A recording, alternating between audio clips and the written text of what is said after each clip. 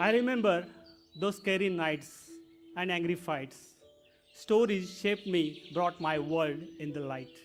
In old and captivating books, I found my fire. Now, building reading culture among all is the only desire.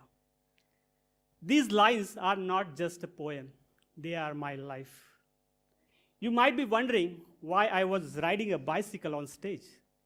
This bicycle is my childhood memory, my companion who used to take me to the hills where I would spend whole day in reading. My passion for book reading started when I was in 5th grade. My teacher, Mr. Karare sir, he used to host storytelling session every week. One day, he walked into our classroom and said excitedly, "Close all the doors and windows and put off the lights." It was dark, pin drop silence. There is only one light remained on his expressive face. We all students were waiting in anticipation. And then he started telling a story. The story was about Chandrasekhar Azad, an Indian freedom fighter. I was captivated. Week after week, I was waiting for this thrilling moment. I wanted to know more. I wanted to read more. But where were the books? Where were the books? I didn't have them. I didn't have money to buy them. Then I started reading old newspaper which used to come wrapped around the groceries. Sometimes I used to borrow these books from my friends, and sometimes I used to steal these books from the scrap shop nearby to fulfill my hunger of reading. As I grew up, I lost my interest in reading. I joined a gang, a strong one in my community. I started bullying others, started fighting on street, and making people trouble.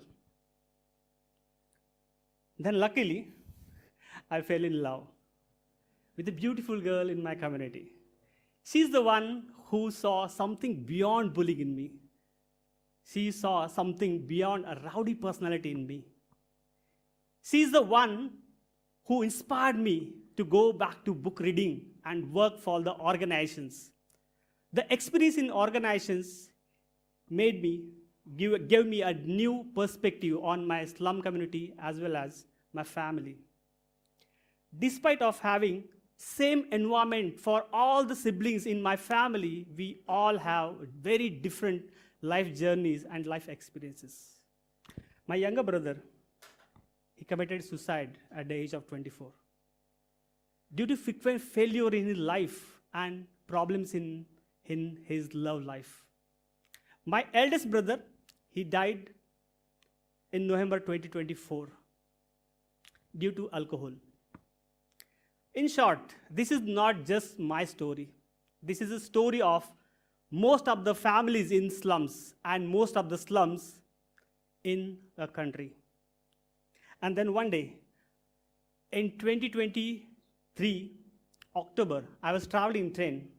I saw two youngsters are talking about a business about renting out books to the youngsters. Wow. I was so excited. I jumped into the conversation. After the conversation, I realized how books have shaped my life too. And that gave me an idea to use these books as a catalyst to transform the life of children in my slum community. And that's how the concept of Reader's Sanctuary was born. Reader's Sanctuary. This place is for the readers, where readers are promoted, protected, and nurtured. So far, you might have understood that this is not a regular space. This is a very unique space which we have created for the children. By imagining a journey of our children in our Reader's Sanctuary, we have designed a module, a place. I envision a beautiful building in my slum community, in the heart of my slum community, something like this. When you enter in the building, you can see a spacious reading room with the comfortable sitting arrangements where children can relax and read. The walls are filled with books, colorful pictures, and inspiring quotes. When you go upstairs, you can see a multi-purpose hall where we conduct different group activities, sessions, and workshops. You all know that children like to read sometimes in isolation. For that, we have created few hidden places where they can hide and read and lost in the books.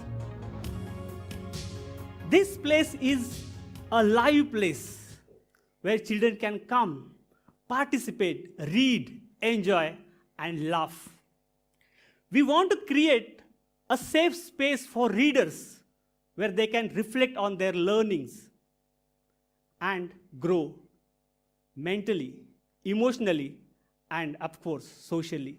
By imagining a journey, we have designed several interventions which can be divided in 3 major stages. And the stage 1 is I am a struggler.